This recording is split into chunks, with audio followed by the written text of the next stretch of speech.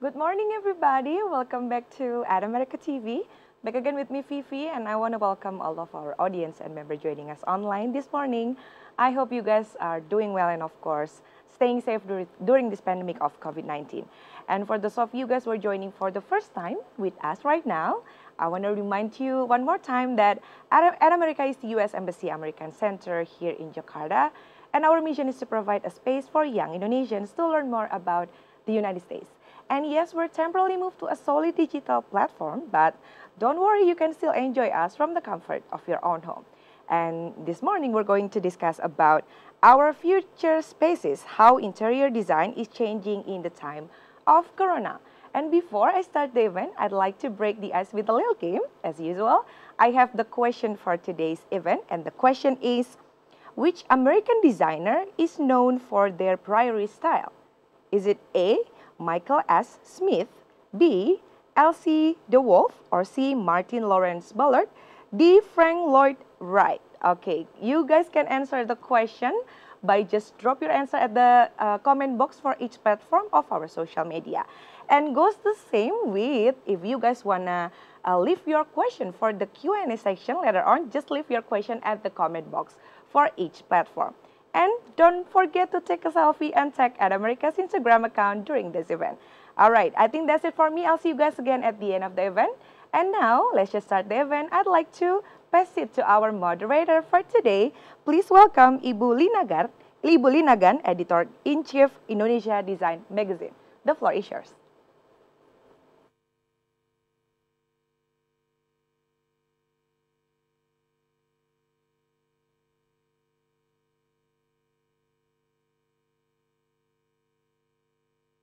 Hello, Fifi, and everyone at America team.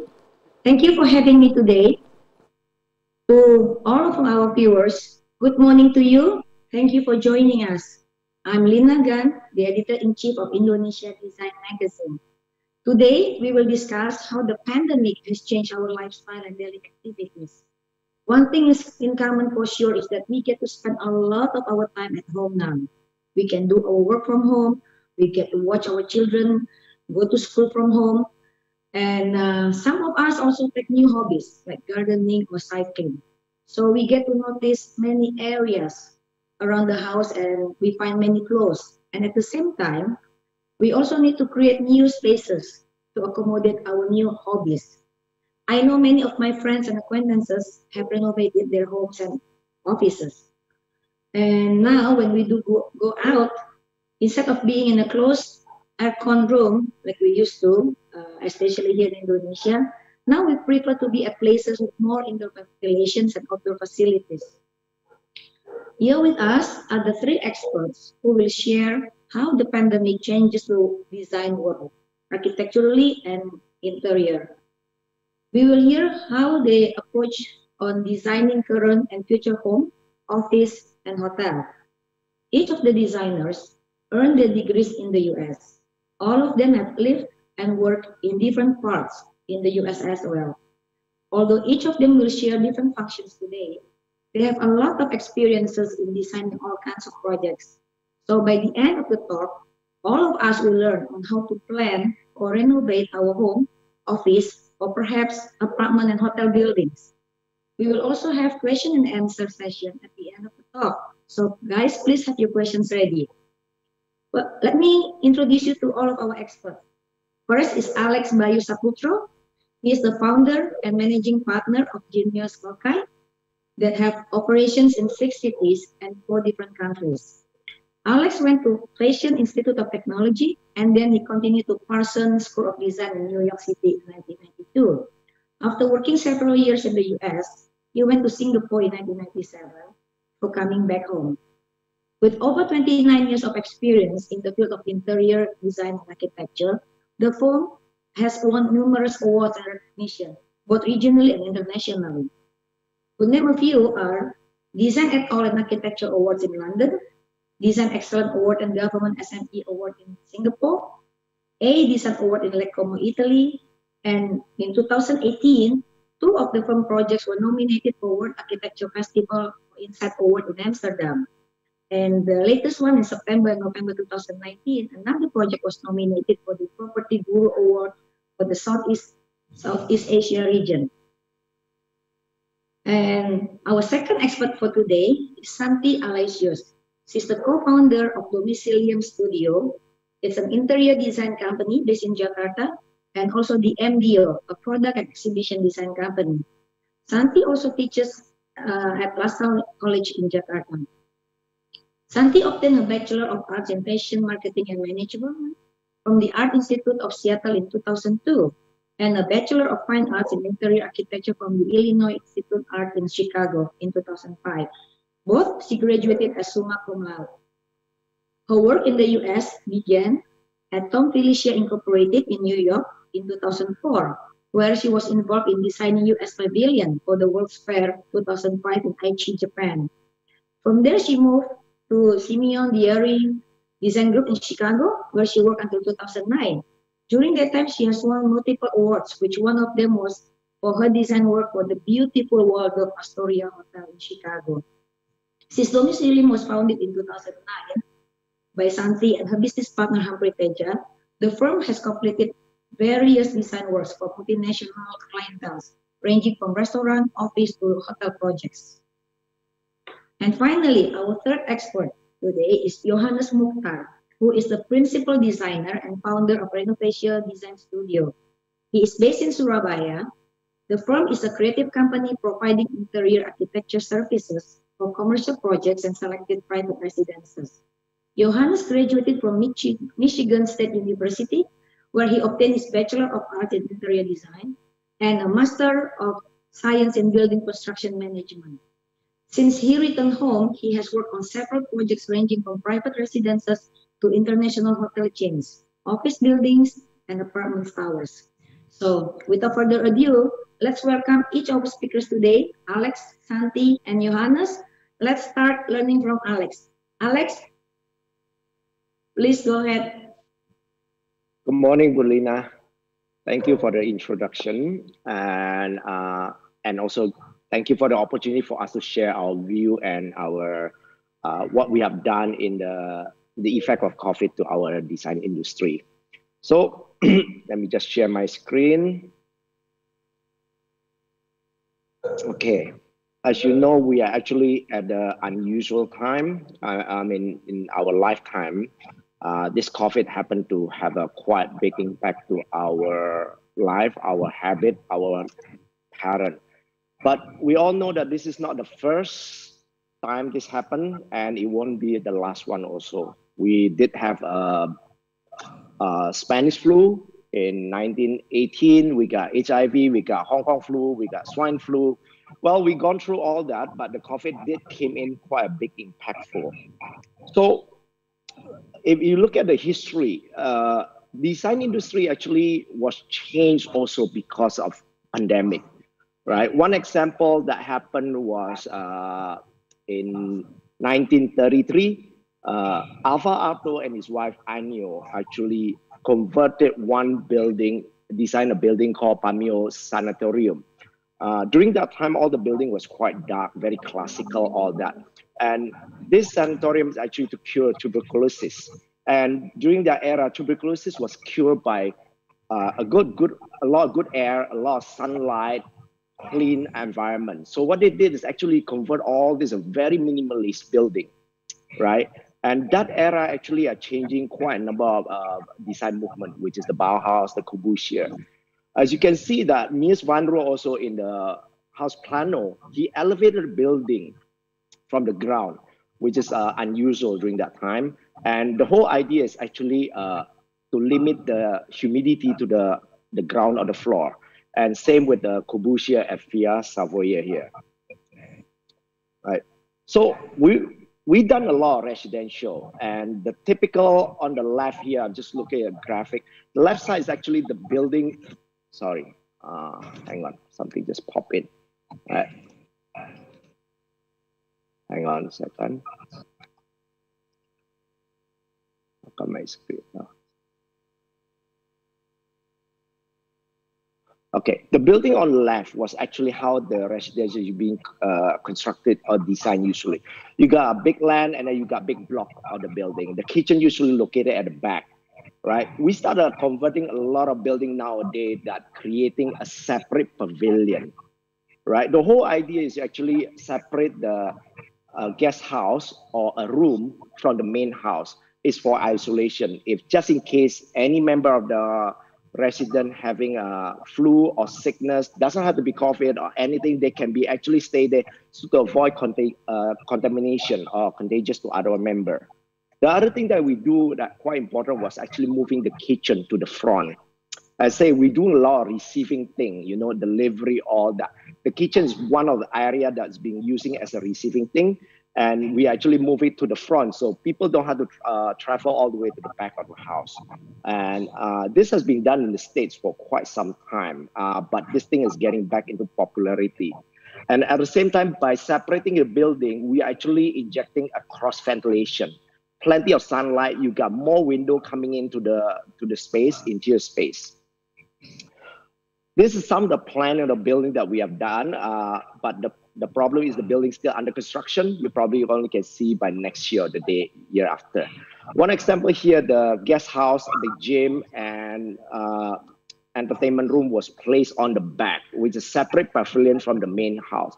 The whole idea is giving you a plenty of sunlight, a lot of cross ventilation, and second thing, which I mean, become an isolation corner. This is important also in aircon. Since the building is separated, the air condition will be detached from the main building. So you will not have the same airflow from the main building. That is actually very important in isolation situation. The other smaller building, residential that we done is actually this one is a single story. We put the multi-purpose room on the back. The reason multi-purpose room is actually you can use for a lot of things. Can be a gym, can be another guest house, it can be an entertainment, or it can be even isolation, or even an office. The whole idea is use it as a multi-purpose. Right? Even at the entrance, we actually place a sink that actually you can wash. It's all being automated, so you don't have to touch anything. Right? It comes with even the tissue box to tissue to dry your hand. And kitchen, same thing, as I mentioned, is placed at the front, so all delivery will be received there, so without need to go all the way inside the house. And it has a separate entrance at the same time. So these are solutions that we are doing now by separating the building or creating building in a lot of pocket air. You actually have a lot of cross ventilation and plenty of sunlight. And this is important in today's environment. I mean, having a big house is not really an ideal anymore, but having a good airflow, plenty of sunlight will be the next one that's going to see more and more. I'm not saying that it's not here already. It's been here, but it's going to see more in the future date. So, sorry, this one just show you where is the multi-purpose room, which is detached from the main house. Okay, and some project that we have done on the past years that actually have this kind of simulation. As I say, this is not our first time we're doing it. But of course, there's a many type of house form that we have done. So this one, a resident that we happen to be done in Damawangsa, it's a 600 square meter land. What we have done here is create a pocket air. So the building is not creating one big block. The pocket air is actually influencing how the air is being flowed through the building, how the air going from the front to the back and go up. As the roll of time, hot air rises, cold air go down. And the guest house and the gym was separated on the left of the building. The wet kitchen happened to be on ground floor that can be accessed from the garage itself, right? And as you can see, the house was creating a U shape, but the middle part was actually created as an open air. It's become an outdoor, so to detach the building. So it looks like a single building, but at the same time, it's separated, right? We elevate the building, so the living room on the second floor, leaving the garage and the amenity on the ground floor. So we even moved the pool and the garden on the second floor, creating its own pavilion. This is a completed building. You can see the second floor is actually located where the garden, the swimming pool, which we put on the glass facade, right? And the third floor are located just for the family member, right? The left side happened to be the guest house, which we can isolate separately. This is actually a view from the guest house looking at the living room side through the pool. As you can see from the dining area, you actually have a sliding door that you can open all the way, connecting to the outdoor balcony. And this is a covered balcony. So actually you can sit outside enjoying the rain without getting wet. This is actually, you are in the balcony. You can see the dining and the balcony patio happen to be connected. So we try to make the interior and exterior seamless. So you got all transparent connection. And all the sliding door can be opened widely, so you do have a cross ventilation. Both sides of the building always have window, right? This are looking at in the middle of the patio. You can see all the way to the tree on the back. Those are open without glass. So you have a cross ventilation air here. The guest pavilion on the left side. Even the garage, you can see that we actually have that pocket that you can even have a plantation on the left.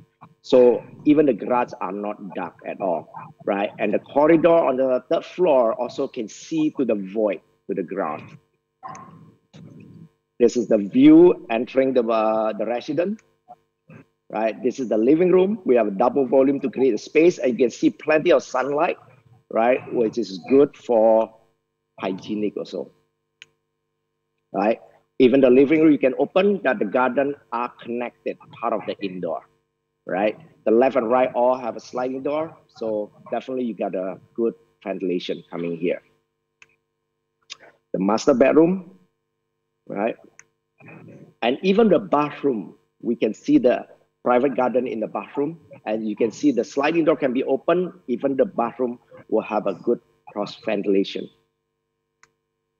right? Those are actually some sample that we have today.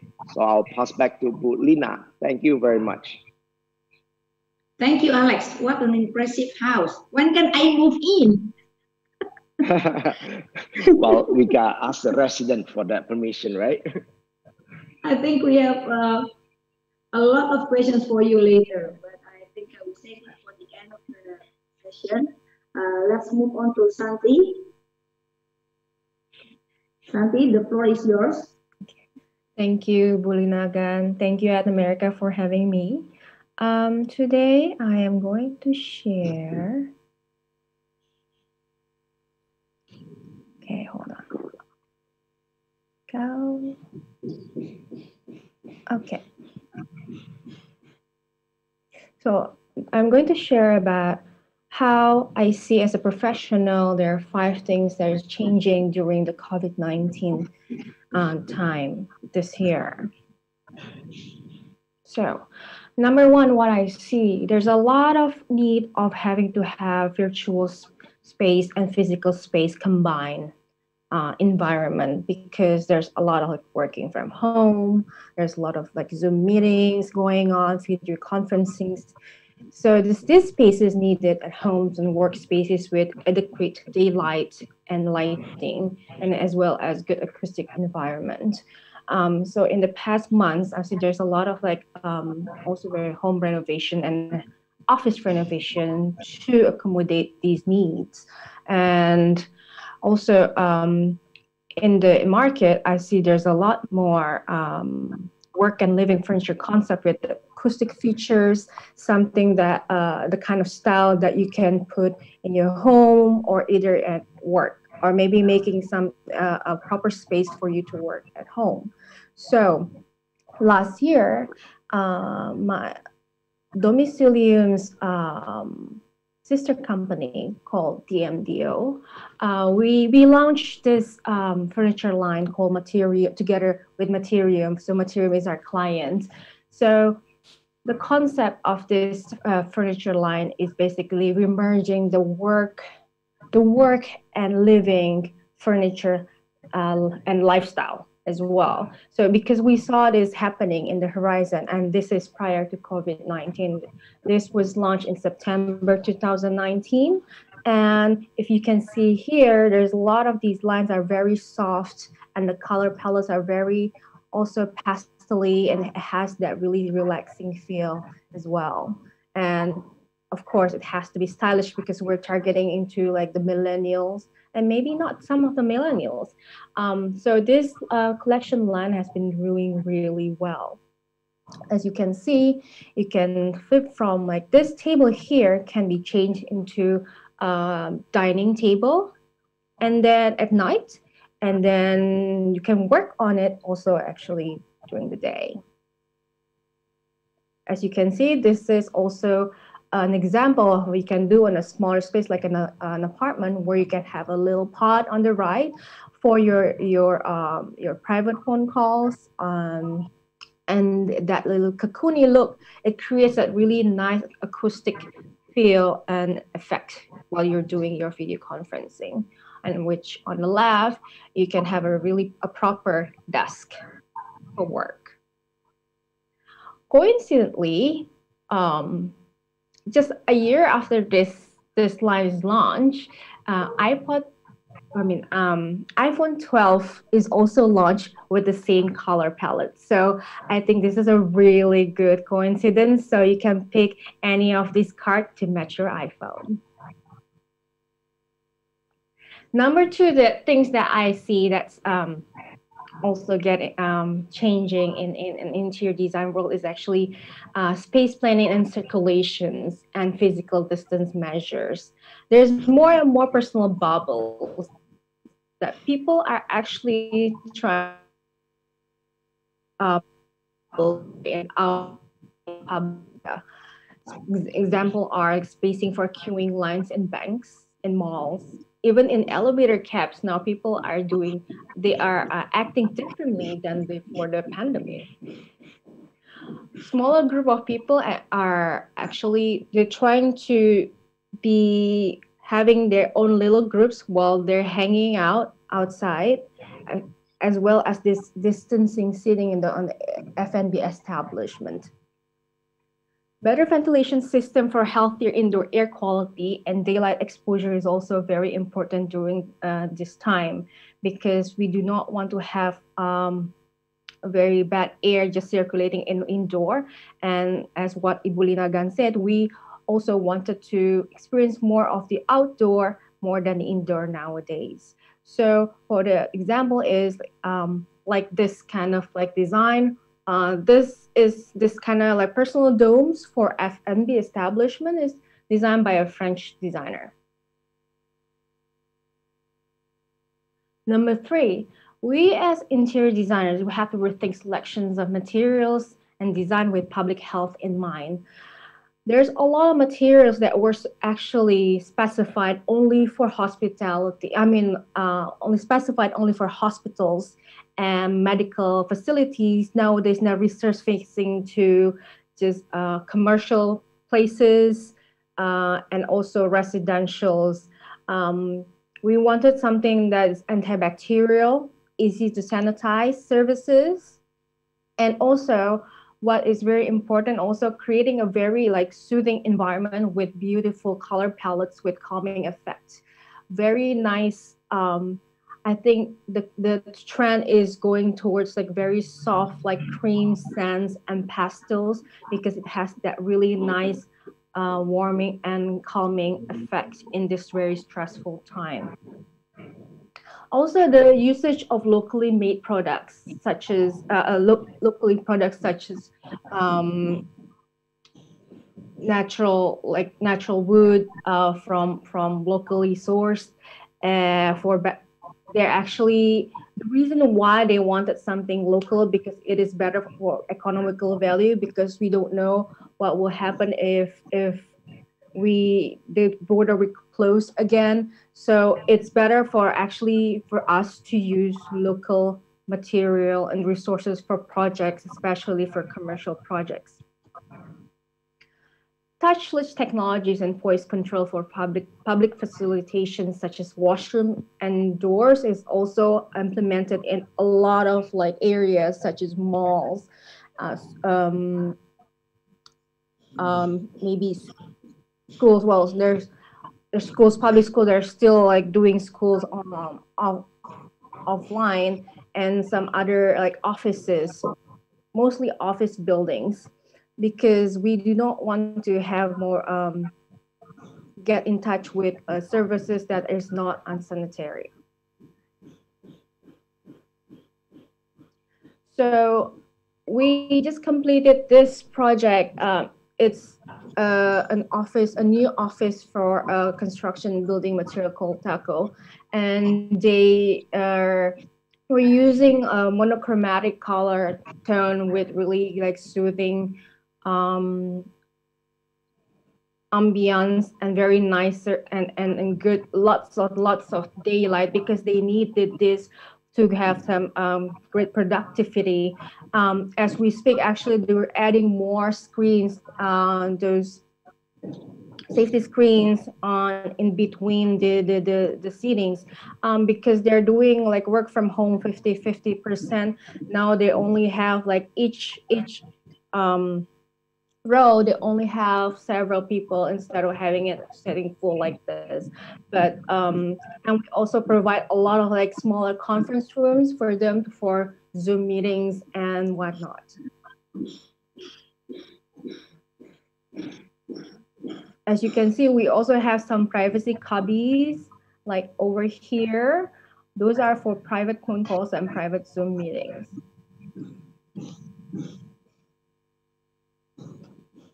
As one of the a local supplier for building materials, they're also developing a lot of materials that is actually antibacterial, and a lot of these finishes actually used to be just, it looks very, very not natural, but nowadays with the good technology, they can kind of mimic what it looks like for instance, like marble or even wood. Number 4, there are new spaces for new functions. There are new spaces outside houses and offices as package pickup, drop off, and unpack area, as well as a cleaning area where people will wash their hand or even get sanitized before they get into a premise. So there's a need for to design and to redesign that area where before the pandemic it was just like a little just basically just a foyer, for instance, the foyer to the lobby. Nowadays, like we have the challenge to actually to create a hand washing facilities in the lobby area that looks very nice and very welcoming, not intimidating somehow. So that's one of the challenges. Also, maybe I don't know if you remember in back in the days, maybe during colonial time, there is a thing that's called the mudroom. Maybe this could be the rebirth of mudroom because mudroom is used to be positioned on the side of or on the back of a house or a manor or of a country house for people to come in when they have their to take off their muddy boots and their coats and their bags and after a day outside, and that's where they clean themselves before they get into the house. So I think that old tradition of having to have mudroom in houses could be a good coming back for residential as well. And also what I'm seeing that is really interesting also the need of more storages to keep emergency stashes, especially in the kitchen area, because who knows that we're going to be in lockdown again. So there's a lot more and more renovation being done to create either it is a cellar or on the ground, or even like you creating spaces and nooks for you to keep your emergency needs. So if you wonder how does a mudroom look like, this is how a mudroom look like. This is where you come in and you just take off your boots and your coats and your belongings, and every cubbies will be designated for a different person. That's where you put all your belongings with before you enter a house. And usually next to this mudroom, there's always like a bathroom for you to clean with water. So number 5, the last thing that I see also, there's also an increase in new product developments as a response in COVID-19. Personal and public products for daily usage, such as masks, new design for sanitation stations, even gadgets for even for you to open doors in the public areas, to push buttons, elevator buttons, those little things. There's a lot of new interesting designs even for masks. Now there are many different kind of technology to using to create that one perfect mask. And also what I'm really seeing interestingly, some of the developers, they're creating new residential concept which combines work and living concept. And I would like to share one of our latest work with this one of the biggest developer in Indonesia, which we find it pretty cool because it is something that is what we call the James Bond apartment, where you can actually change, it can change from day to night. So during the day, you can actually use the space for you to work, for the kids to study, for basically daily activities such as like doing those meetings and whatnot. And then at night, you close down those tables and it's becoming a party place, a Netflix place where you can just gather around with your family and watch TV and enjoy the skyline of the city.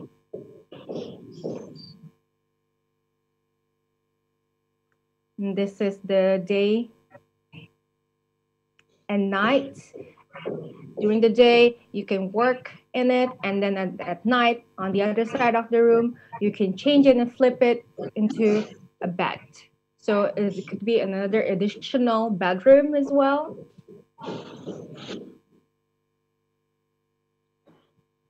On the master bedroom during the day, it can be used as the CEO or the CFO office, and you can have your chill out time at the back here. And at night, you can turn off you can just flip the couch, the Murphy bed, into a really nice fluffy bed for you to sleep. So that is the end of my presentation. Thank you so much, everyone. Thank you, Santi. Very impressive. Again, very detailed. And I do notice a lot of new products are coming in to accommodate our needs now. Thank you. I believe there will be more questions for you and Alex, but because of time constraint, let's go to Yohannes first, and then later at the end of the session, we can answer all of the questions that are coming in. Yohannes, go ahead, take your floor. Okay, thank you, Ms. Lina. And thank you at America for this opportunity. So let me share my screen first.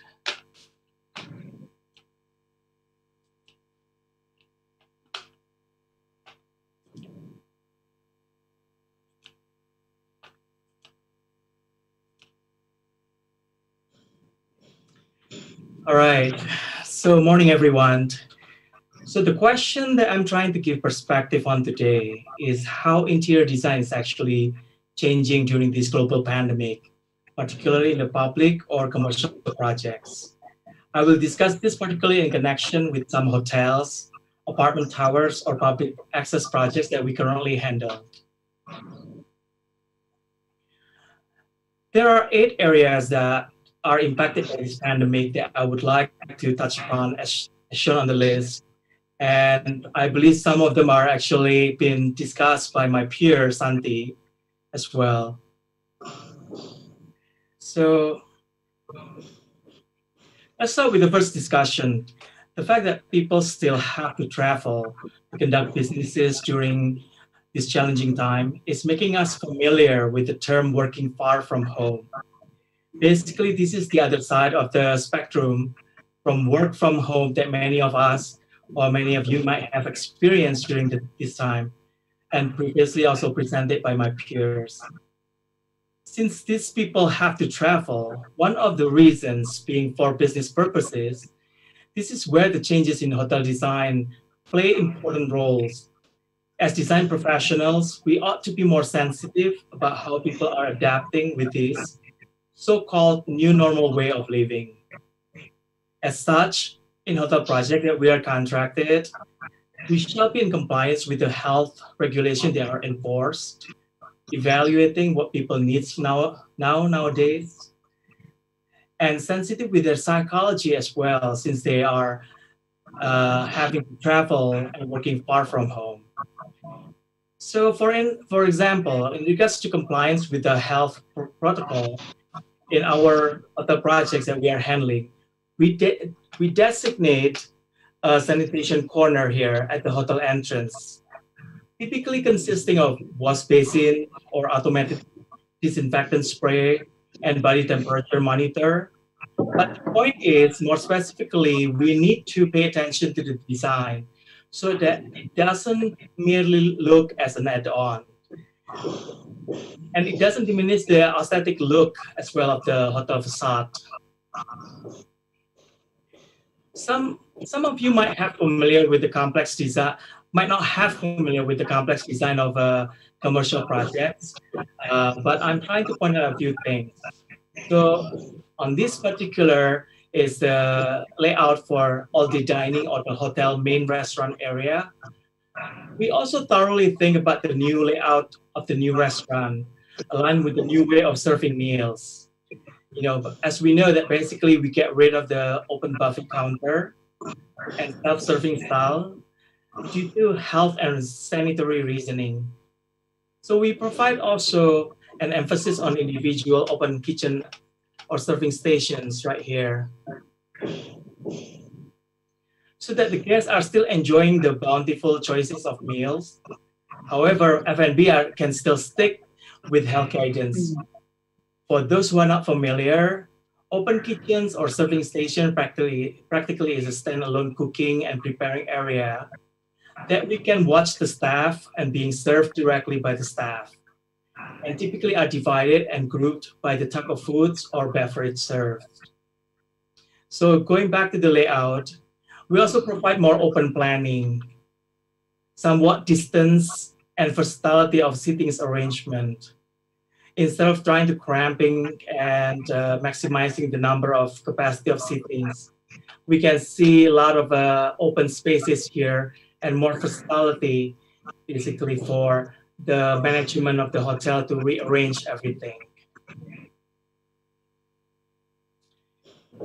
Going into the design of the typical guest rooms in the hotel, since the trend of people spending more time in the rooms can still be efficiently working far from home, hence comfortable working space furnitures and good lighting are critical factor to be considered in the hotel design. Since some of the guests are also conducting businesses from the rooms, the need for soundproofing solutions and privacy, as well as technology venue that can support must be strongly provided.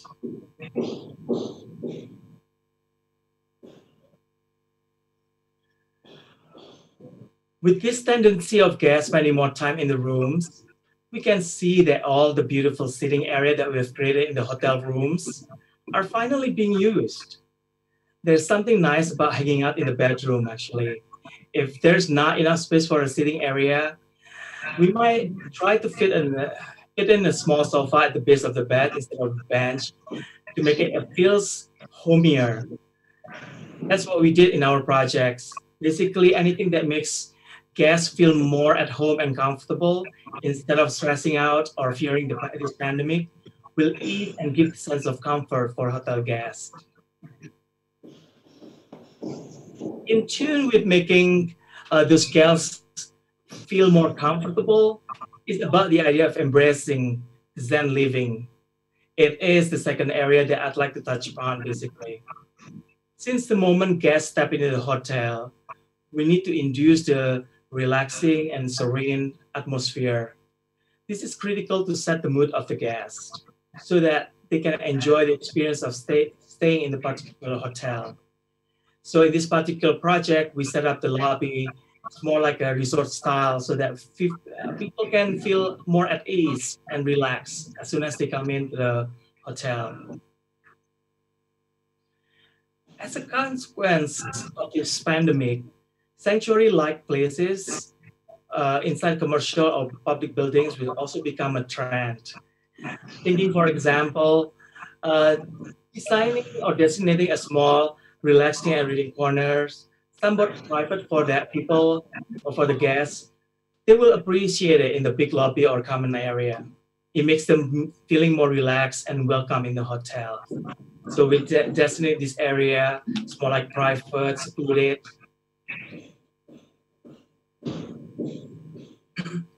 The third area discussion is providing a healthier space.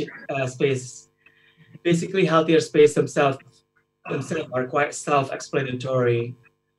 We can see that hotels are also doing a lot of improvement in their air purifications, indoor and air quality monitoring, new filtration systems. So, and some technology also can be adapted, such as auto-cleaning technology that are integrated inside furniture, example, inside the wardrobes and cabinets. In bathroom design, this crisis can bring a substantial rising demand for smart toilets, actually, that at the present are very common only in some countries such as Japan. Automatic cleaning faucets that we now see only used in some public restrooms could become a more common features in the hotels. Some of the elements that we need to pay attention in, and it is in our responsibility as well as a design professional, is to specify or select appropriate materials for the project. For example, we work with a company who is in the process of development of paint formula that supposedly the pigment will kill germs and viruses. We also have seen some company have also come up with new products that are easily cleaned and germ-resistant materials.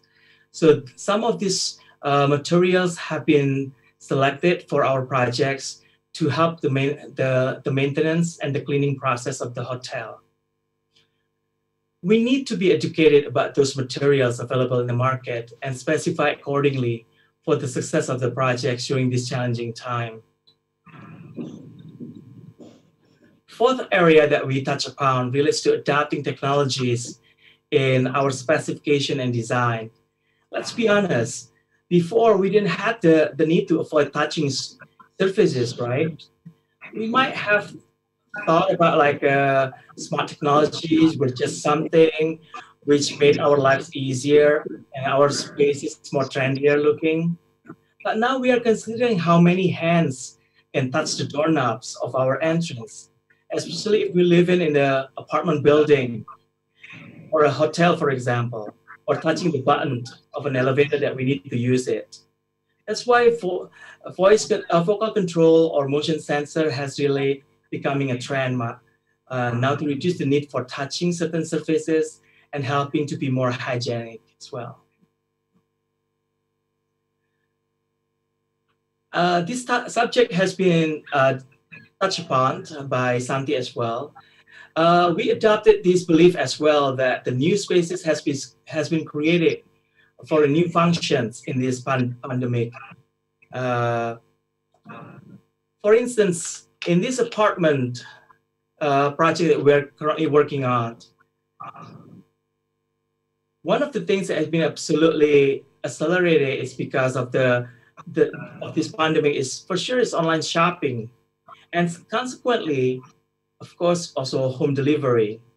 Therefore, in one of this particular apartment tower projects, we consciously designate actually a space that can receive deliveries where you can pack, unpack stuff, throw away or dispose the packaging without the need of bringing it up in upstairs or inside your living quarter.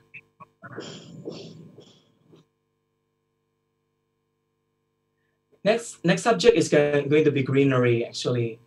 After a quarantine or feeling confined inside a limited space, everybody will absolutely want to have a small garden or at least have a small terrace, but they can spend some time outdoor or feels like being outdoor or connected to the nature.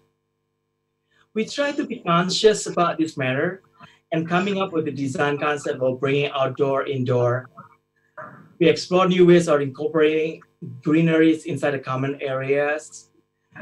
So as you can see from one of our design for a restaurant in the hotels, we see this vertical garden and indoor gardening already have a boom as a proven way to reduce our stress and to improve the air quality inside of our public spaces. Next, talking about the color trends that also has been discussed.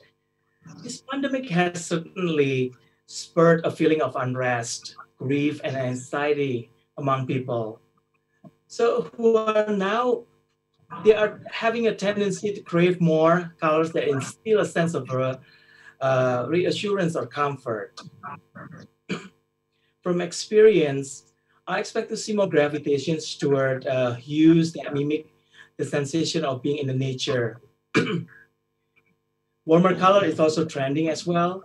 for the ability to instill a sense of reassurance and comfort.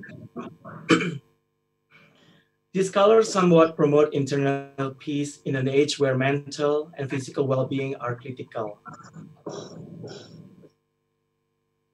Last area for discussions, what do we mean by local is better?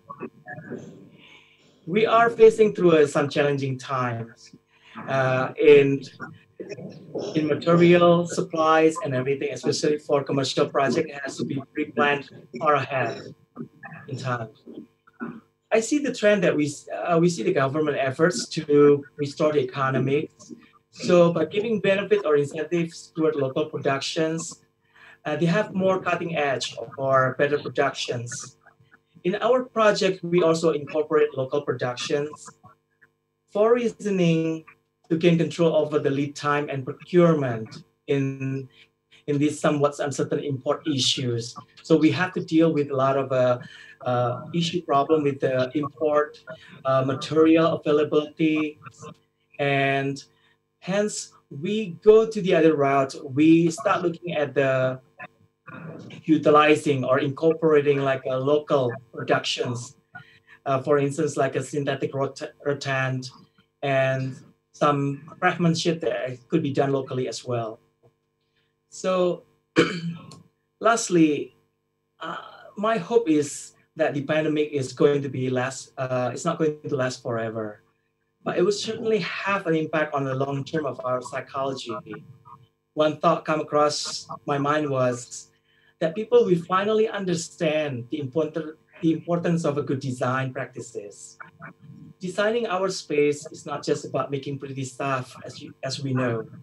It is a matter of improving quality of life and bringing wellness into a space. I wouldn't be surprised if some of the best work done in the long time happens in the near future. One thing that we can count on, there will be a lot of innovation in our industry as a result of these challenging situations. Thank you. So I'll give it back to you, Ms. Lina. Thank you, Yohannes. A very stunning design, a lot of colors.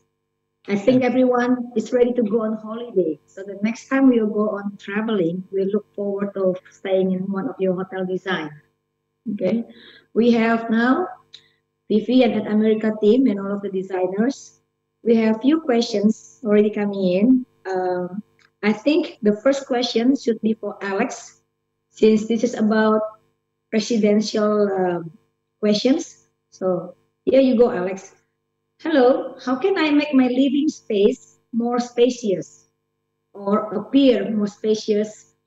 Also, how can I make it appear brighter or more fresh?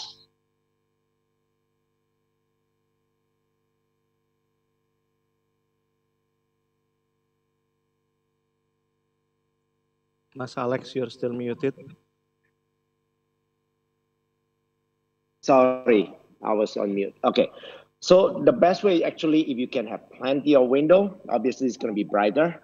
That's the easiest way. But if you happen not to have it, we usually lighting is another way. But instead of lighting shooting down, I shoot up to the ceiling. Provided the ceiling is a light color or bright or white, it will bounce and create this illusion of brighter.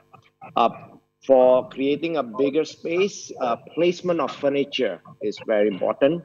How do you put or position the furniture? Obviously, you try not to do a lot of things that high or blockage. I think our eye is based on 1.5 high. So if you can clear a lot of things based on that, you will have that impact of seamless, right? Best answer, more window. You can see all the way, like just my background, right? But if not, then lighting and the position of furniture, lighter color, those are help. That's all. Thank you, Alex. I hope that answers that questions. For anyone who doesn't know, this is Alex in his office.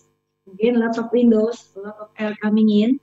Stunning office. I myself have been there, so hopefully someday everybody can go and see your office, Alex. Impressive office. Anytime. The second question is for Santi. Santi, you mentioned that due to COVID, office spaces and restaurants will start to use antimicrobial materials or something that is easy to clean. Can you give us an example of those materials? So there you go, Santi. Yeah. So basically, a lot of these materials usually, like for instance, for the floor, some of the flooring materials back then, like especially with ceramics, you're using a lot of like what you call it, not ito, where you put all together. Oh my God, I forgot the English word of not. Basically, Grouting. Grouting. grouting. There you go. Thank you, Pa Alex. Grouting. So there's not they're not they're trying to avoid a lot of the material that use a lot of grouting, because grouting is a place for bacteria to grow, and it is like it's really yucky. So there's also like material that you can actually just using a lot of like terrazzo. Okay, terrazzo is a really good material because it's upcycled material from crushed marble. You can mix it with either cement or other like some kind of like material that's a little bit more flexible, so it wouldn't get cracked like the old terrazzo, and they will like basically make the whole surface very smooth, and it creates this really nice and clean surfaces. It's an old material that's being used again with different formula, with better formula, as well as countertops. For countertops, they're using a more and more countertops that is used for not only marble. Well, marble is very good example, but in some places they cannot really afford it for any commercial places. Especially they use a lot of them. So they're using something like corian, something that is actually more like man-made or engineered material, hard surfaces that doesn't has any pores, so there's no bacteria that can actually live in between you know the holes. The surface. Thank you, Santi. I hope that answered her or his questions. For the third, this is for Yohannes. Actually, this is I think more for the hotel management, but Yohannes, please try to answer it from an interior design angle. Okay? For hotels, other than omitting the buffet style dining experience, are there any other ways that the hotel can offer to cater to the guests, to the guest safety and needs for dining? Yes, actually there are. So I've seen actually some hotel management or F&B has tried to schedule like allotted time. So for instance, when they check in, when the guests are checking in, they would ask like uh, allotted time for breakfast. This is for one way to offer like to avoid like overcrowding, during a peak hour during breakfast, for instance. So during that certain allotted time, they will be able to enjoy breakfast with the more distant and social distancing because of the less capacity of the people. And also, uh, uh, I've seen like some during certain break uh, that we can also utilize this UV lighting. However, UV lighting can be also very dangerous. So UV lighting is also can be operated during when there is no existence of people or the staff, meaning that it's just for a break. They will sterilize basically all the cleaning surfaces and all the surfaces in the restaurants and everything. So we need to place those components and integrate it in our design as well. So. Okay. And one more thing, we see the trend that because of it's slightly different with the during the long weekends or holidays or something. We see a lot of people going to stay at the hotels because vacationing and everything that's not supposed to. However, during non-holidays, we see a lot more solo traveler basically. A lot of people that is just travel because of they have to conduct businesses, as I previously mentioned. So we also design the seating towards more like single user using high table or individual corners or two chairs or flexibility instead of like using like a big family styles banquet that accommodate more people, you know. So those separations, but still need can be very flexible by combining two table together to make it like a bit to accommodate more people. Okay, great. Thank you, Yohannes, for the answers. Now, the fourth question is for every one of you. So I think Alex will go first, and then Santi, and then you, Yohannes. The question is, what kind of design style that have been mostly requested by your clients during the pandemic? So Alex, you can go first. Okay. Well, actually, not only just pandemic. Before pandemic, this is already start happening. We noticed that on the last year, 2 years ago, the design are actually getting more contemporary. People are streamlining. I guess that's also because of the generation changing. You're actually shifting from the next generation coming in, which is they used to be the 20th, are become the 30th. They are the one that can afford house. They are actually start taking the management of company. They are the one that start requesting. So there is a shifting. It's getting cleaner. The reason I use the word cleaner is not as intricate detail like classical. We do get a little bit of requests that modern, contemporary, classic, all that, but it's still on the cleaner pattern. So it gets simpler. What's the word? All right. Yeah. Okay, thank you. From you, Santi? Well, it's quite interesting because there's two kinds or two sort of like two kinds of group. That one group wanted something that is very clean, very Scandinavian, very elegant, and very airy. Um, and also there's another one that wanted something that has to do with the reminiscence of the good old days, like in you're living in a cottage. That's a new thing. There's a hashtags in Instagram called cottagecore. So where a lot of people they're liking things that are actually reminiscing like how people used to live back then in a country house, in a farm, where they live in the open, very close to the nature. How there's a lot of textures, there's a lot of nature, natural finishes in the house, natural textile, and yeah, very it's simple, like simple, good old day times. I think there's this two different group that is going on right now because this one is more the romantic one, the cottagecore, the one who is really like thinking about having to have a good life with the nature, and the other one is the like very urban, clean, and airy Scandinavian look. Okay, good. Back to nature. Yeah. Okay. Yes. Now from you, Yohannes. I kind of, I mean, I do agree with both of my peers basically. So I see the trend from the style that a lot of my client or our clients actually has requested. It's basically because we are dealing with commercial projects.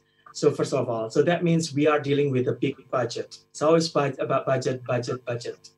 And as we know that during this pandemic, you know, cost of things are increasing because it takes more time to import it or to produce it nowadays are more challenging, basically. So we have to come up with some kind of style that basically interesting, millennials looking, and however, it's very cost friendly, maintenance friendly, as well as trendy. So in that regards, for instance, like anything that has capacity of becoming more millennial trends or selfieable, that becomes a huge factor or becomes huge. There's a huge demand for commercial faces, because a lot of people, when they go out, they tend to enjoy themselves. They want to take a selfie. They want to post it in the Instagram and everything on social media. So they want things that are very applicable to that. The one that can be posted on social media, but that doesn't need to be touched or has to be maintained a lot for it.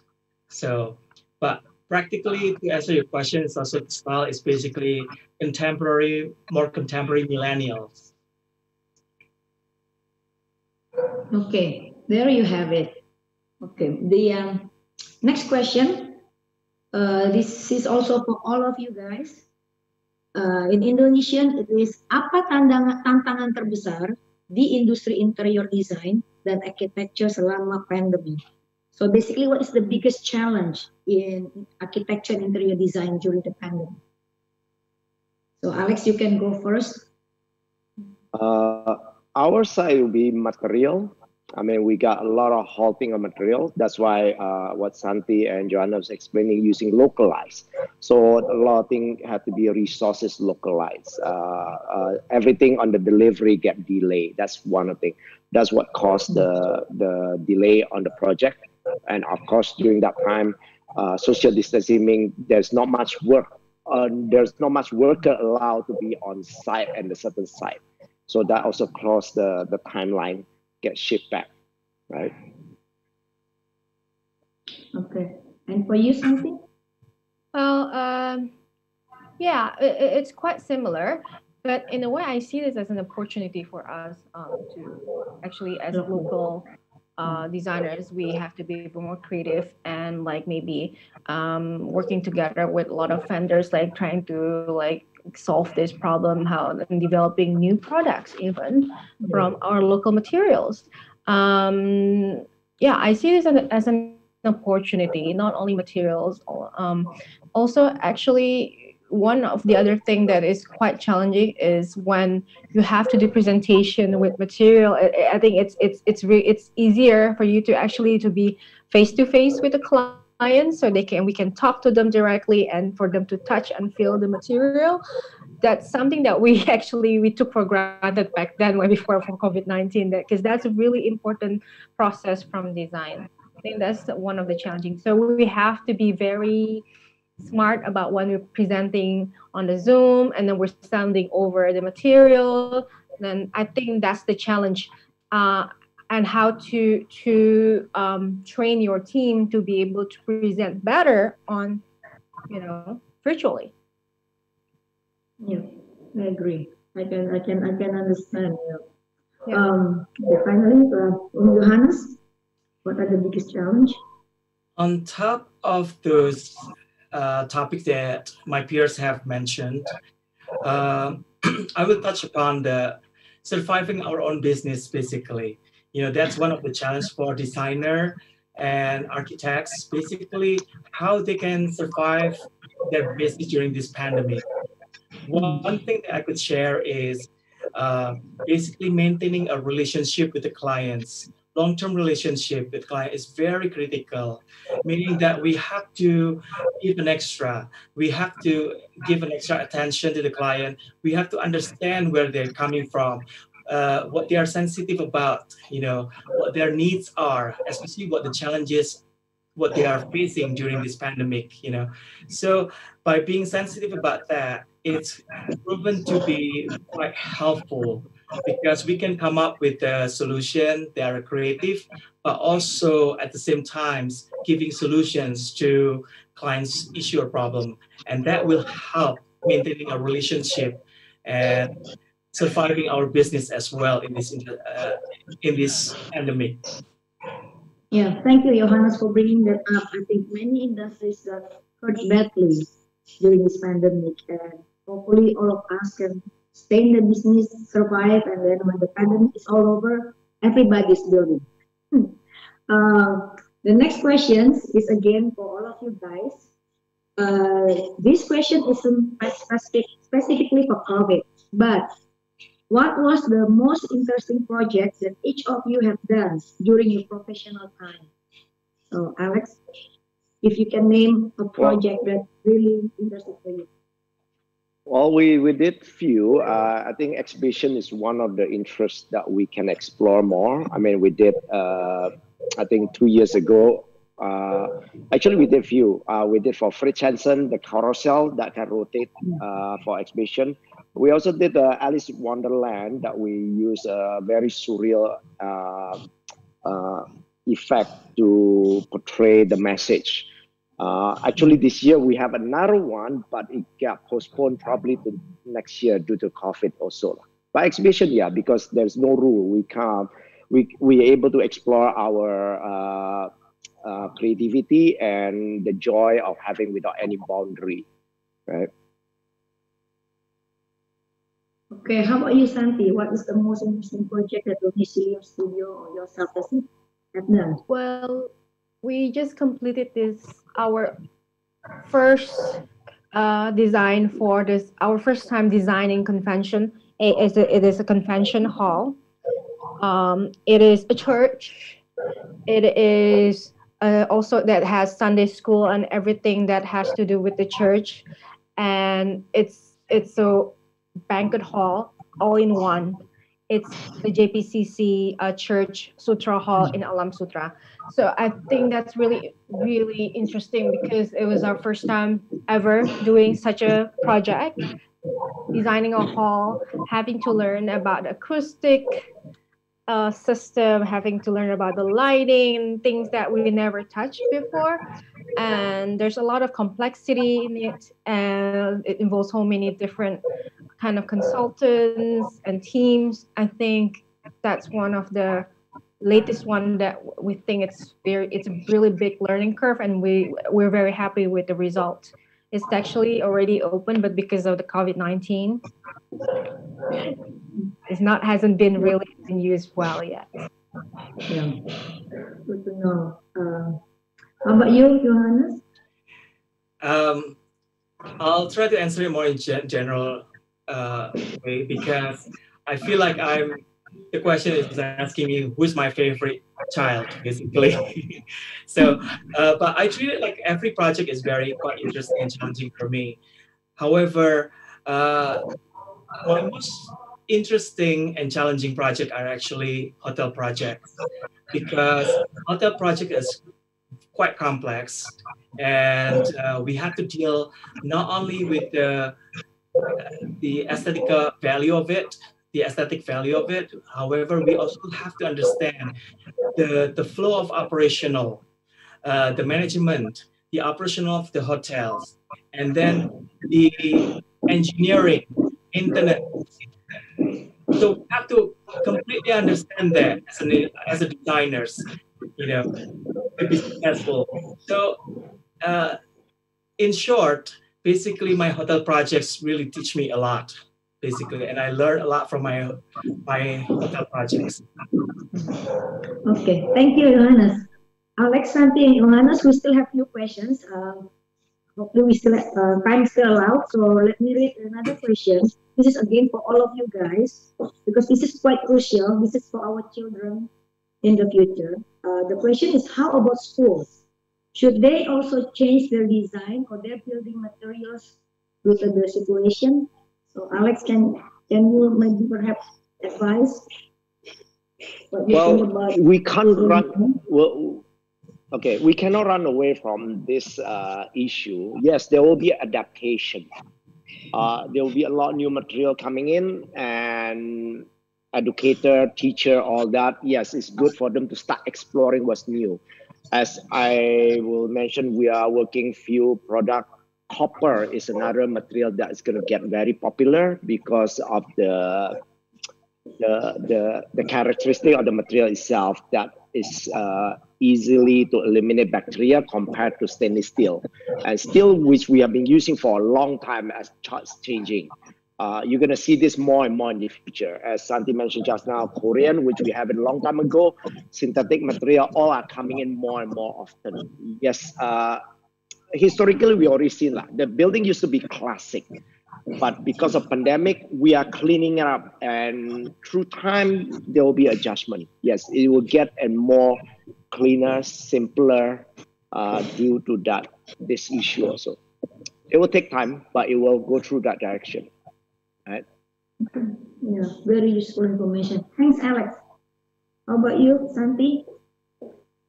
I think yes, absolutely. Any educational institution will need to have really good building materials that is actually safe for the kids, for the children, for everyone. It's easy to clean. You can just basically throw in Clorox and it will not get damaged and will be clean for everyone. They can get clean like several times in a day. So I think it's quite a must for a lot of institution, not only education but any other public areas and spaces, even malls. Hmm. Yeah. Good, that's a good point. Yeah. And yeah, on offices where there's a lot of people gather. People coming in and go. Yeah, that's true. And Yeah. all public places, as you said. Yeah, Yeah. yeah. I think it's really crucial that we need to pay attention to that. Yeah. Hmm. How about you, Yohannes? I mean, I'm pretty much agree with what Santi just said, basically.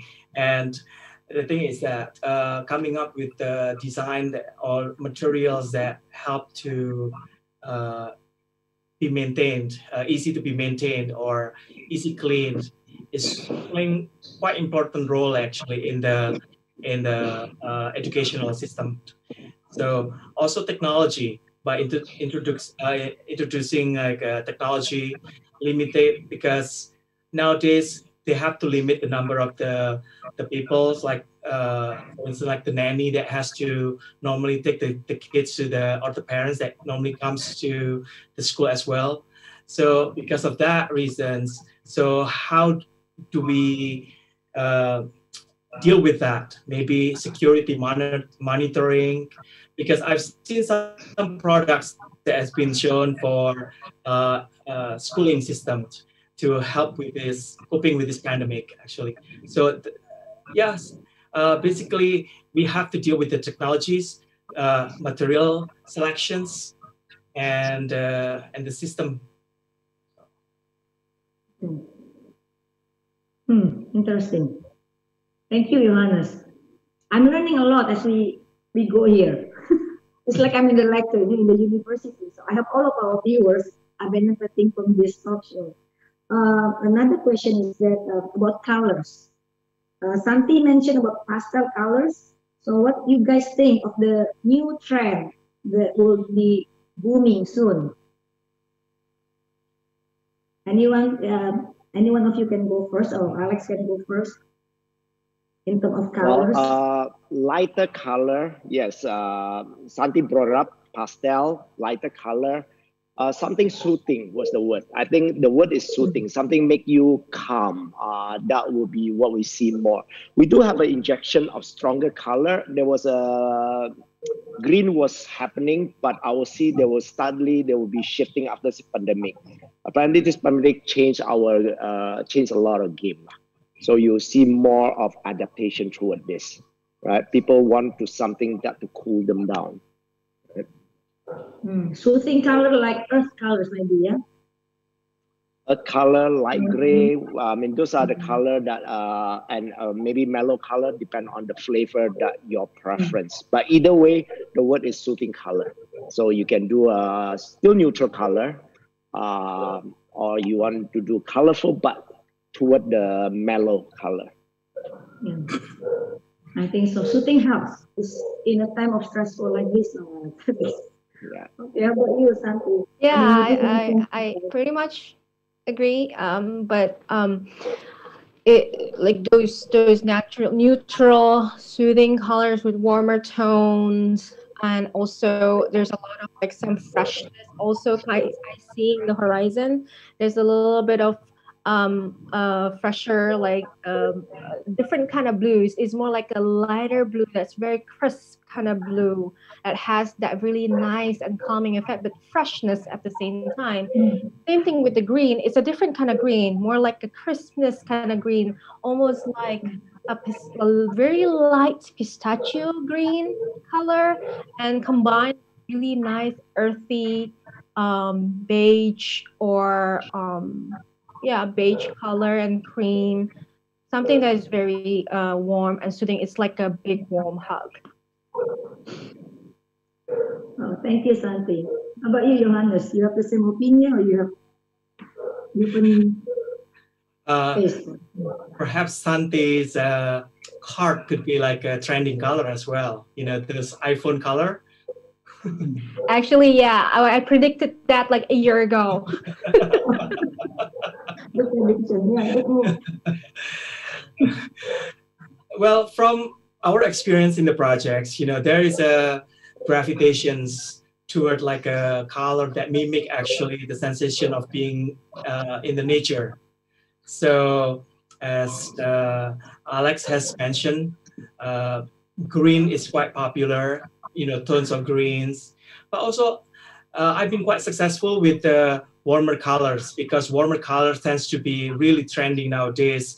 With I believe because they have the ability to like instill a sense of reassurance somewhat and make people more homey or comfortable. The warmer color. Okay. Thank you all. Very interesting answers. One more questions. This is about acoustic. Maybe to all of you, but let me read it first. How can we improve on the acoustic of our personal spaces? And do acoustic play a big part in smaller rooms compared to big halls like the one Santi mentioned? So perhaps Alex can go first about acoustic in personal spaces and big rooms. Actually, acoustic play very important role in interior space. It's about human behavior, human psychology. We done a mall. There's quite a number of mall we have done. Kota Casablanca, Gandaria, Surabaya Tunjungan Plaza, Super Mall, all that. What we noticed throughout the year, we have injecting acoustical panel to the ceiling. And we did see the difference before and after. When we renovated the Tunjungan Plaza 3 and 4, it was an old mall that's already 20 years ago, right? We noticed that the comfort level of people shopping, the shopping experience are better when we install that acoustical panel. So we're talking about large scale. So yes, of course, if you feel comfortable, you tend to shop. So the whole idea, yes, as long as you're comfortable, you induce a good thing, right?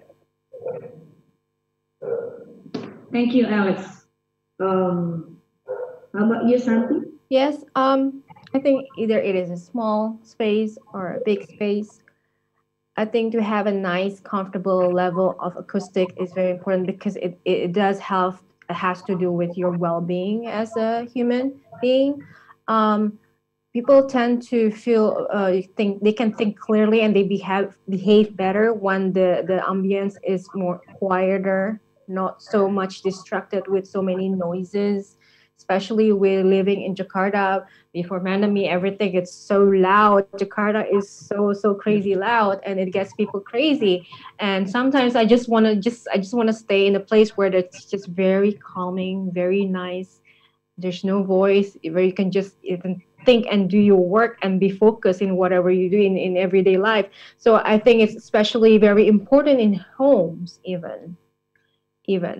Well, with acoustic in homes, it's actually a bit easier because you can provide we can provide it from like you putting more like upholstered more furniture, or maybe even window covering, window treatments, or even padded walls, or even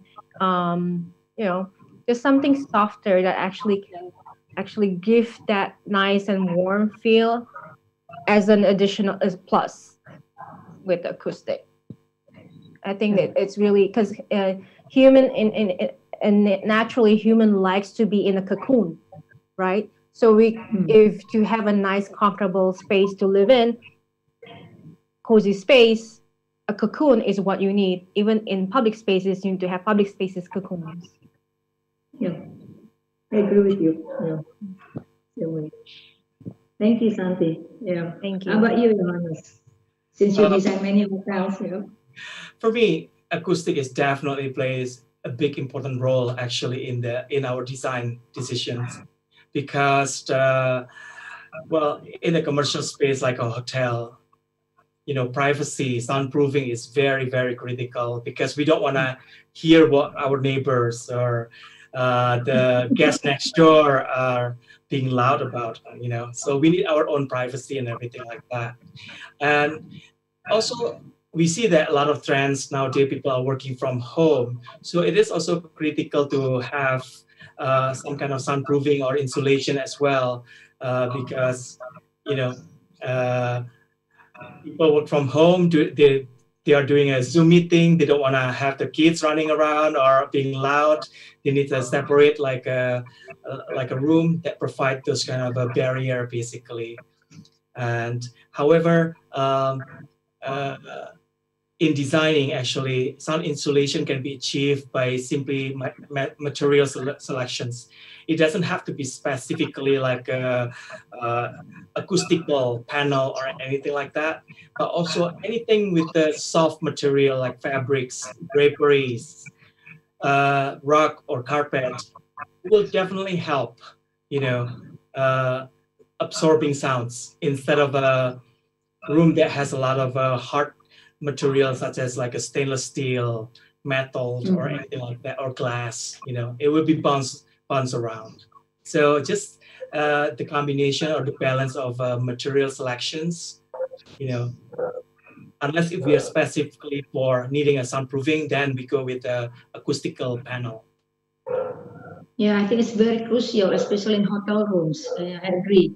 Yohannes, since we're talking about hotel, this question is for you, but Alex and Santi, please jump in if you have more information or additional thought to it. The question is, what do you think will attract tourists more into a hotel in the future? A more beautiful design or a more functionalistic design, like having a more private functional area, pool, gym. Again, this is due to the pandemic. So, Yohannes, there you go. To answer that question is definitely both. Well, this time is quite challenging for hotels, as we know that they are running in the lower capacity of staffing basically. And so we see the trend that some hotels actually turning off their electrical lighting or anything like that just to be able to save cost. That's what they think. However, I think it's that I disagree with that actually, because there's some kind of a study that's done by engineering society actually, that actually the cost of electrical or lighting is actually very low because we already used LED lighting that is using basically it's very, very efficient, but the biggest cost for a hotel actually is coming from those generators, motors, that's running. So trying to manage those is a lot more critical than turning off the lights. That makes the hotel looks darker, looks uninviting, you know what I mean? So in answer to that question, basically we still have to make our hotel look appealing,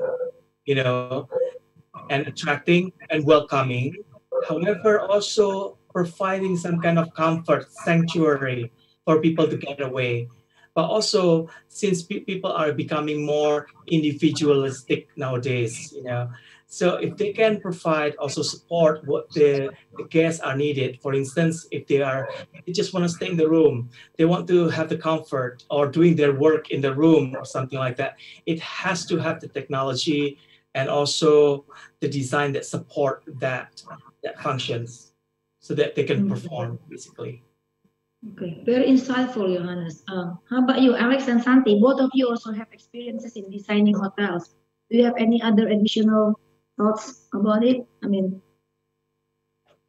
Yeah, absolutely. Okay, you go ahead first. Oh, sorry. Okay. No, you go ahead comfort, first. You go ahead. Okay, thank you. Well, comfort equals luxury. That's in me. That's what in my notebook, right? Comfort is number one, even though it's not, maybe the design is not being made with such a very luxurious material.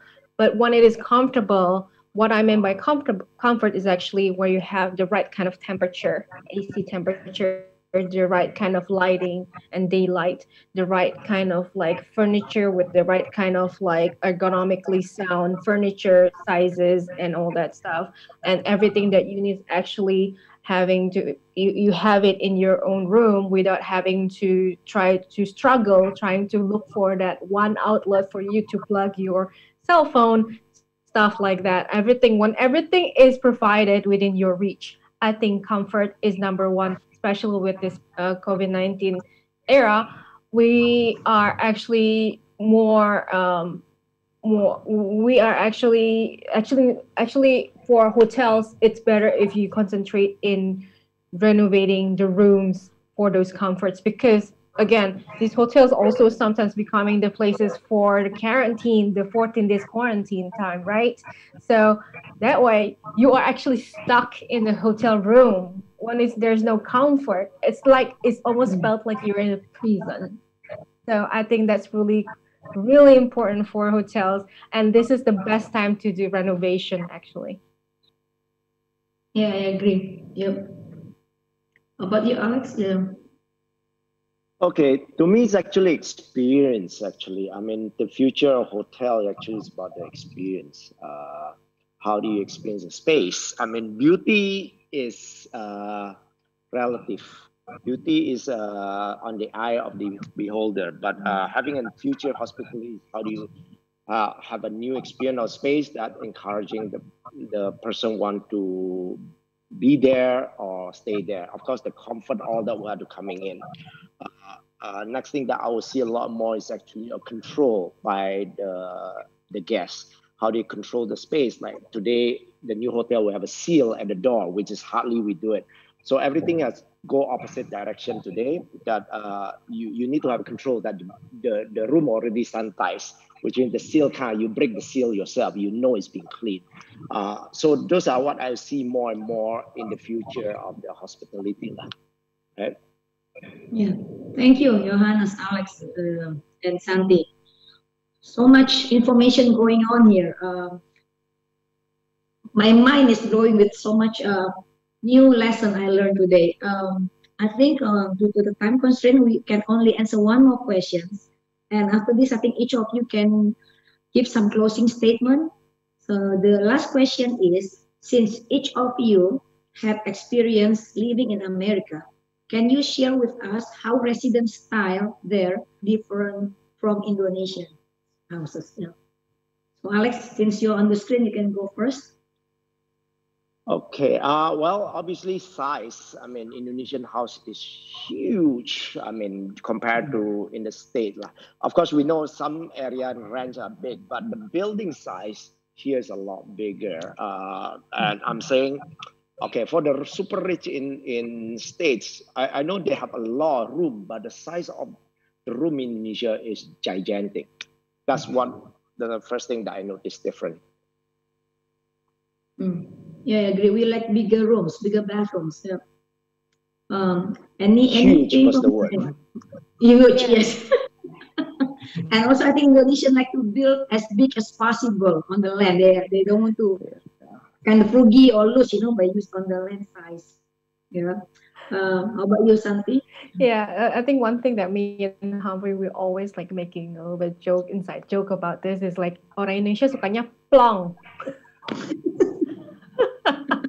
You can see everything like a lapangan bola, like well in the US you like things to be compartments. Even though you have a really big house, you have nice little compartments of rooms and very comfortable with different ceiling heights for different kind of different experience. Over here people like want houses with like 4 to 5 meters ceiling heights, and which is very during a hot day it takes a lot of energy to cool down the room, where in the States, ceiling heights are not that high. I mean, it doesn't take that much time to and that much energy to keep the room warm or cool during summertime or winter. I mean, conserving energy is something that is they really pay attention with. And then same thing with the windows over there is actually they have double glazing windows to actually seal the temperature of the interior temperature from the outside temperature. So I think Yeah. that's what really the difference about us, how the way we treat energies. Yes. Especially they have four Um, seasons here. We only have right. basically summer They, and rain. So, exactly. And it's yeah. really expensive. Electricity is not like in Indonesia. Yeah, but I think for many Indonesian, big is luxury. Yeah, like you said, the Yeah, plum feeling is wow. You know. right. Yeah. But finally, you, Johannes.